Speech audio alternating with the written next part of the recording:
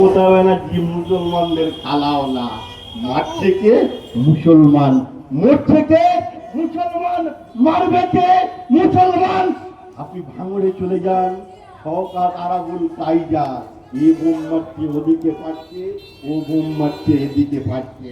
আর মুসলিম এলাকায় যাবেন, বলছে বিজেপি করা যাবে না, বিজেপি নাকি সাম্প্রদায়িক, বিজেপি নাকি মুসলিম বিরোধী।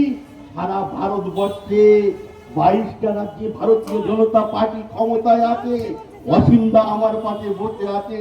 আপনি চলে যান গুজরাটে, 8.5% মুসলমান সেখানে বসবাস করে, সরকারিতে চাকরি 6.2% মুসলমানরা চাকরি করে।